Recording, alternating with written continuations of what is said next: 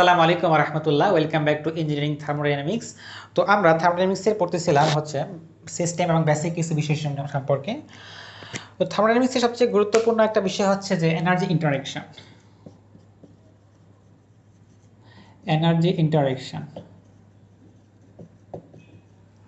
তো energy interaction সাধারণত দুইভাবে হয়, একটা হচ্ছে আমার ওয়ার্ক, একটা হচ্ছে হিট। এই দুইভাবে হয় সাধারণত। তো আমরা এখন এই ওয়ার্ক এবং হিট সম্পর্কে বিস্তারিতভাবে জানার চেষ্টা করব। তো প্রথমে আসি ওয়ার্ক সম্পর্কে। তো থার্মোডাইনামিক্সে আমরা ওয়ার্ক বলতে সাধারণত মানে মেইনলি মেকানিক্যাল ওয়ার্ককে বুঝবো, মানে ওয়ার্ক ইন মেকানিক্স যেটা সেটাকে আমরা বুঝবো। তো প্রথমে আমরা তাহলে মেকানিক্যাল ওয়ার্ক বা ওয়ার্ক ইন মেকানিক্স যেটা সেটাকে আমরা করি ইন মেকানিক্স। তো মেকানিক্সে আমার ওয়ার্কটা কেমন সেটা নিয়ে একটু আমরা বোঝার চেষ্টা করি যে ওয়ার্ক বলতে আমরা আসলে মেকানিক্সে কি বুঝি। তো প্রথমে আমরা একটা অবজেক্ট চিন্তা করি, ধরি যেটা হচ্ছে আমার অবজেক্ট, এরকম রিজিড অবস্থার মধ্যে আছে, মাস হচ্ছে এম। আমি এদিকে একটা ফোর্স অ্যাপ্লাই করলাম, মানে একাধিক ফোর্স থাকতে পারে এখানে। তো আমরা ধরি যে এদিকে আমরা F1 ফোর্স অ্যাপ্লাই করছি, এদিকে হচ্ছে আমার F2 ফোর্স অ্যাপ্লাই করছি। এখন যদি এখানে আমার ফোর্সের সামেশন হয় 0, তাহলে এটা একটা স্ট্যাটিক অবস্থা হবে, তো এখানে কোনো মোশন হবে না। যদি স্ট্যাটিক অবস্থা হবে তো এখানে আমার কোনো কাজ থাকবে না। তাহলে আরেকটা অবস্থা চিন্তা করি আমরা, তো আমি ফোর্স অ্যাপ্লাই করতেছি, এদিকে যদি ফোর্স আছে F2 বা এটা F1। তো এখন যদি আমার এখানকার ফোর্সের যে শূন্য না হয় একটা যে কোনো একটা আমি ফোর্সের অ্যামাউন্ট পাই, তাহলে এক্ষেত্রে কিন্তু আমার এটা এই যে আমার এম মাসের বস্তুটা আছে এটার কিন্তু একটা ডিসপ্লেসমেন্ট হবে। ঠিক আছে, এই ডিসপ্লেসমেন্ট মানে আমরা এস চিন্তা করি, যেদিকে একটা আমার এস ডিসপ্লেসমেন্ট চিন্তা করি যে এস অ্যামাউন্টের, তো এই ডিসপ্লেসমেন্ট হবে। তো এই ডিসপ্লেসমেন্ট হলে এখানে আমরা কাজ পাবো, ওয়ার্ক ডান পাবো। ঠিক আছে, তার মানে হচ্ছে ব্যাপারটা এমন যে যদি আমার ফোর্স শূন্য হয় তাহলে কোনো ওয়ার্ক ডান এখানে হচ্ছে না, যদি আমার ডিসপ্লেসমেন্ট শূন্য হয় তাহলে কোনো মেকানিক্যালি কোনো ওয়ার্ক ডান হচ্ছে না। যদি আমার ফোর্স শূন্য না হয়, সামেশন অফ ফোর্স, এবং এক্ষেত্রে আমরা ডিসপ্লেসমেন্ট পাবো, সেক্ষেত্রে আমরা একটা ওয়ার্ক ডান পাচ্ছি। তো এর ক্ষেত্রে ওয়ার্ক ডানটা আমরা এভাবে ডিফাইন করি সাধারণত, যে ওয়ার্ক ইকুয়াল টু এখানে যে আমার ফোর্স ডেল এফ হয় টাইমস হচ্ছে আমার ডিসপ্লেসমেন্ট বা ডিস্টেন্স। ঠিক আছে, এইভাবে সাধারণত ফোর্সকে আমরা ডিফাইন করি। তো আমরা আরেকটু এটাকে ভালো করে বোঝার চেষ্টা করি। তো এখানে তো দেখলাম যেদিকে আমার ফোর্স সেদিকে আমার ডিসপ্লেসমেন্টটা হচ্ছে, যদি সেদিকে না হয়, ধরি চিন্তা করি এখানে আমার একটা অবজেক্ট এম, তো আমি ফোর্স অ্যাপ্লাই করলাম হচ্ছে এফ, তো এটা ডিসপ্লেসমেন্ট হয়ে গেল ধরি এদিকে, এই ডিসপ্লেসমেন্ট হয়ে গেল। এখন তাহলে এক্ষেত্রে আমরা ওয়ার্কটা কীভাবে ডিফাইন করব? তো ধরি আমরা এই এফ এর যে ডিরেকশন তার সাথে এটা হচ্ছে আমার থিটা অ্যাঙ্গেল করা আছে, রাইট? তো এখন এক্ষেত্রে আমরা ওয়ার্কটা ডিফাইন করব এই যে ফোর্স এফ এবং ফোর্সের দিকে আমার যে ডিসপ্লেসমেন্ট সেটার কম্পোনেন্ট। তাহলে এখানে চিন্তা করি, তাহলে ফোর্সের দিকে এই আমার ডিসপ্লেসমেন্টের কম্পোনেন্ট কতটুকু হচ্ছে? এইটুক। তাহলে এইটুকু আমি ভ্যালু কত পাবো? এস কস থিটা, এটুকের ভ্যালু হচ্ছে আমার। তাহলে এক্ষেত্রে আমার ওয়ার্ক ডান কত হবে? ডব্লিউ ইকুয়াল টু হচ্ছে আমার এফ ফোর্স টাইমস হচ্ছে ফোর্সের দিকে, ফোর্স যেদিকে সেদিকে হচ্ছে মানে আমার ডিসপ্লেসমেন্টের উপাংশ, মানে সরণের উপাংশ, তাহলে হচ্ছে কি এস কস থিটা। তো আমরা এটাকে যদি আমরা চিন্তা করি যে এফ এস কস থিটা, এটা কিন্তু আমরা দেখতেছি আমাদের ডট বন্ড পড়ে আসি, তাহলে কি এফ ডট এস মানে হচ্ছে ফোর্স এবং ডিসপ্লেসমেন্টের আমার যে ডট প্রোডাক্ট করি সেক্ষেত্রে আমরা কি ওয়ার্ক ডান পাচ্ছি। তো অন্যভাবে আমরা বলতে পারি যে ওয়ার্ক হচ্ছে আমার কি, ওয়ার্ক হচ্ছে ফোর্স এবং ডিসপ্লেসমেন্টের স্কেলার প্রোডাক্ট বা ডট প্রোডাক্ট যদি বলি না কেন, স্কেলার প্রোডাক্ট। স্কেলার প্রোডাক্টটা তারপরে স্কেলার প্রোডাক্ট করলে আমরা কি একটা স্কেলার কোয়ান্টিটি পাই। সো এক্ষেত্রে আমরা বুঝতেছি যে ওয়ার্ক হচ্ছে আমার কিন্তু একটা স্কেলার কোয়ান্টিটি, ওয়ার্ক হচ্ছে স্কেলার কোয়ান্টিটি। ঠিক আছে, মানে এটা শুধুমাত্র ভ্যালু আছে বাট ডিরেকশন বা সেন্স বা দিক নেই। তো এখন এটা তো গেল আমার কনস্ট্যান্ট ফোর্সের ওয়ার্ক, কনস্ট্যান্ট ফোর্সের ক্ষেত্রে এরকম ওয়ার্ক হচ্ছে। এখন এই ফোর্সটা যদি আমার যে পুরো এর যতটুকু সে ডিসপ্লেসমেন্ট হচ্ছে, এই ডিসপ্লেসমেন্ট বরাবর যদি বা ডিসপ্লেসমেন্ট অবধি যদি এই ফোর্সটা আমার কনস্ট্যান্ট না হয়, তাহলে সেক্ষেত্রে আমরা ওয়ার্কটা কীভাবে ডিফাইন করব। এটা আমরা আসি যে আমরা যদি ফোর্স কনস্ট্যান্ট না হয়, তো কনস্ট্যান্ট না হওয়ার ক্ষেত্রেও কিন্তু আমাদের প্র্যাকটিক্যালি বাস্তবে অনেক কিন্তু উদাহরণ আছে যেখানে আমার ওয়ার্ক ডানের ক্ষেত্রে ফোর্স কনস্ট্যান্ট না। যেমন একটা উদাহরণ আমরা সবাই জানি, যেটা হচ্ছে কি স্প্রিংয়ের ক্ষেত্রে। স্প্রিংয়ে যদি আমরা এলঙ্গেশন করি তাহলে কিন্তু এই ক্ষেত্রে ফোর্সটা কিন্তু কনস্ট্যান্ট থাকে না। যদি ফোর্সটা এভাবে আমরা গ্রাফ ড্র করি যে এদিকে হচ্ছে আমার ফোর্স এফ, এদিকে হচ্ছে ডিসপ্লেসমেন্ট এস, তো এই ক্ষেত্রে যদি আমার কনস্ট্যান্ট না থাকে, বড় বা কম এরকম কিছু একটা হয়, এটা তো ফোর্সের গ্রাফ হয়। তো এই ক্ষেত্রে আমরা ওয়ার্ক ডানটা কীভাবে ডিফাইন করব।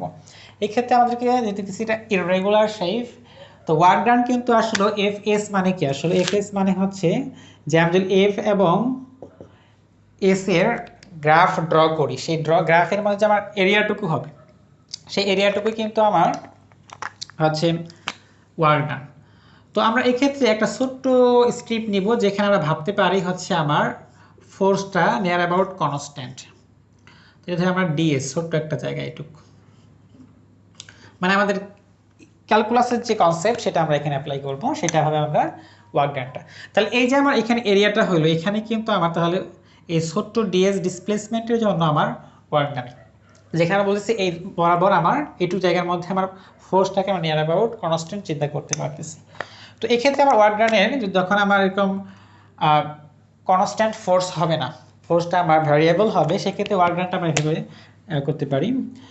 তো এখানে অল্প একটু জায়গার জন্য আমরা ওয়ার্ক ডানটাকে ডেল ডাব্লিউ চিন্তা করতে পারি। তো এটা কত হবে, ডেল ডাব্লিউ হচ্ছে আমার ফোর্স, এখানে আমরা যদি খুবই চিন্তা করেছি এটুকুর জন্য ফোর্স কনস্ট্যান্ট, হচ্ছে ডি এস। তো এখন যদি এটাকে আমরা ইন্টিগ্রেশন করি তাহলে আমরা পুরোটার ওয়ার্ক পাবো। তাহলে ডব্লিউ ইকুয়াল টু হবে ইন্টিগ্রেশন অফ এফ ডিএস। এখন যতটুকু এখানে রেঞ্জ দিব সেটার উপর ডিপেন্ড করে আমি এখানে ফোর্স পেয়ে যাব, সরি ওয়ার্ক ডান পেয়ে যাব। তাহলে এক্ষেত্রে হচ্ছে আমার যদি ফোর্সটা আমার কনস্ট্যান্ট না হয় সেক্ষেত্রে ওয়ার্ক ডান হচ্ছে এরকম। যদি এক্ষেত্রেও ফোর্সটা কনস্ট্যান্ট হয় তাহলে খুব ইজি, আমরা ফোর্সটাকে বাইরে আনবো, ডিএসটাকে ইন্টিগ্রেশন করলে আমরা এস পাবো, তখন যে সাধারণত যে W equal to F S ওইটা কিন্তু চলে যাবে আবার। সো আমরা এই যে ইন্টিগ্রেশনের যে সূত্র W equal to F S বা এফ এক্সও বলতে পারি, এটা যদি আমরা এক্স ডিরেকশন চিন্তা করি দেন কিন্তু আমরা এটাকে জাস্ট এফ এক্সও বলতে পারবো, এফ ডিএক্সও বলতে পারবো, ঠিক আছে। তাহলে আমরা এটাকে এই ডিসপ্লেসমেন্টের এই দিকে এক্স এক্সিস চিন্তা করি। তো এইভাবে আমরা ডিফাইন করতে পারবো হচ্ছে ক্যালকুলাসের মাধ্যমে, ইন্টিগ্রেশনের মাধ্যমে ফোর্স ওয়ার্ক ডানকে। এখন আসি যে ওয়ার্ক ডান যে আমরা লিখেছি W equal to F S, এটা আসলে কি মিন করতেছে। এটা আমরা অনেক সময় হয়তো ওয়ার্ক ডানটা সব মানে ইজিলি মানে চিন্তা করি, বাট এগুলো মানে ফিজিক্যাল যে একটা ইন্টারপ্রিটেশন থাকে এটা অনেক সময় খেয়াল করি না আমরা, এটা আসলে কি মিন করে। তো এখানে work done W equal to F S, এটা মিন করতেছে হচ্ছে আমাকে যে আমার একটা work done by F force, work done by F force, অবশ্যই এফ ফোর্স এটা ওয়ার্ক ডান করতেছে। এখন খালি ওয়ার্ক ডানের ক্ষেত্রে ডিসপ্লেসমেন্ট থাকলেই হবে না, এক্ষেত্রে একটা আমার রেজিস্টিভ ফোর্স থাকতে হবে, ঠিক আছে। যেমন আমরা স্ট্রেংথ অফ ম্যাটেরিয়ালে স্ট্রেসের কনসেপ্টে কিন্তু রেজিস্টিভ একটা ফোর্সের আমরা একটা কনসেপ্ট সম্পর্কে বিস্তারিত পড়াশোনা করেছিলাম। তো এই ক্ষেত্রে একটা রেজিস্টিভ ফোর্স থাকতে হবে, মানে একটা কোনো কিছুর বিরুদ্ধে কাজ করতে হবে। কাজ জাস্ট খালি মানে ডিসপ্লেসমেন্ট হলো, আমি কোনো কিছু বাড়াই দিলাম মানে এস পাইলাম, দ্যাটস মিন মানে ওয়ার্ক ডান এটাকে বলে না। তো এখানে আমার এগেইনস্ট হতে হবে, তো এগেইনস্ট ফোর্স মাইনাস এফ মানে নেগেটিভ। তার মানে হচ্ছে এখানে এফ এস একটা ওয়ার্ক ডান হচ্ছে, এর এগেইনস্ট একটা ফোর্স অবশ্যই এক্সিস্ট করতে হবে। যদি এখানে এগেইনস্টে কোনো ফোর্স এক্সিস্ট না করে সেক্ষেত্রে কিন্তু ওয়ার্ক ডান শূন্য হবে, যদিও আমার ডিসপ্লেসমেন্ট থাকে, ঠিক আছে। তো একটা উদাহরণ আমরা দেখি যেখানে আমার ডিসপ্লেসমেন্ট থাকা সত্ত্বেও ওয়ার্ক ডান শূন্য চিন্তা করেছি আমরা। তো আমরা যদি একটা ধরি এটা একটা কন্টেইনার, যেখানের মধ্যে আমার এইটুকের মধ্যে আছে ধরি গ্যাস, এটাকে আমরা আলাদা করে লিখি, ধরি গ্যাস আছে, ধরি এটুকের মধ্যে আছে কোনো একটা গ্যাস আছে, এখানে আস্তে আস্তে গ্যাস আছে, এটুকু হচ্ছে ভ্যাকিউম, এই জায়গাটা হচ্ছে ভ্যাকুয়াম আর এখানে হচ্ছে গ্যাস। তো এখন যদি আমি এটাকে এক্সপ্যান্ড করতে দিই তাহলে কি এখানে গ্যাসের জন্য কি এখানে আমার প্রেশার আছে, প্রেশার থাকলে কি প্রেশার ফোর্স আছে, তাই ফোর্স এখানে কিন্তু আছে, এটা কিন্তু যদি আমি ছেড়ে দিই তাহলে এক্সপ্যান্ডও হবে। তার মানে এখানে বোথ আমার প্রেশারের জন্য ফোর্স প্লাস এক্সপ্যান্ড সবই কিন্তু এক্সিস্ট করে। মানে এই যে আমি W=Fs লিখি এর কিন্তু সব কিছুই এখানে এক্সিস্ট করে, বাট এখানে কিন্তু আমার ওয়ার্ক ডান শূন্য হবে, কারণ হচ্ছে ভ্যাকুয়ামের কোনো রেজিস্টিভ ফোর্স নাই, ভ্যাকুয়াম কখনো কোনো কিছুকে রেজিস্ট করতে পারে না। তো এক্ষেত্রে যদি আমাকে বলে তাহলে এই ওয়ার্ক ডান কত, এখানে কিন্তু আমার ওয়ার্ক ডান 0। এটা যদি আমি এক্সপ্যান্ড করতে দিই, এক্সপ্যান্ড করে দিলে এখানে চলে আসে, পুরোটাই জেলে দিকে চলে আসে, দেন কিন্তু এখানে আমার কিন্তু ওয়ার্ক ডান হবে 0, ওয়ার্ক ডান 0। ঠিক আছে, তো এই হচ্ছে আমার মেকানিক্যালের মানে মেকানিক্যাল ওয়ার্ক যেটাকে আমরা বলছি এটা সম্পর্কে মোটামুটি একটা ধারণা। তো আমার ওয়ার্কের এখানে যদি আমরা ইউনিট চিন্তা করি, ইউনিট কত, ওয়ার্কের ইউনিট সাধারণত আমরা জুল বলি। ঠিক আছে, জুল এটা হচ্ছে আমার এসআই ইউনিট। তো এখানে যদি এফ এর ইউনিট হয় আমার নিউটন, এস যদি হয় মিটার, তাহলে সেটাকে আমরা জুল বলতেছি। ঠিক আছে, তারপরে আবার আমরা হিটকে ক্যালোরিতে কনভার্ট করি, এগুলো সম্পর্কে জুল এবং ক্যালোরির মধ্যে একটা রিলেশন আছে, সেটা আমরা পরে জানবো, সমস্যা নেই। তো ঠিক আছে, এই হচ্ছে মোটামুটি ওয়ার্ক সম্পর্কে আমাদের প্রাথমিক ধারণা। এরপরে আমরা ওয়ার্ক এখন জানলাম হচ্ছে ওয়ার্ক মেকানিক্যাল ওয়ার্ক সম্পর্কে, এরপরে জানবো হচ্ছে আমরা ওয়ার্ক ইন থার্মোডাইনামিক্সে ওয়ার্ক বলতে আমরা কি বুঝি এটা সম্পর্কে জানবো। থার্মোডাইনামিক্সে ওয়ার্ক বলতে আমরা আসলে কি বুঝি।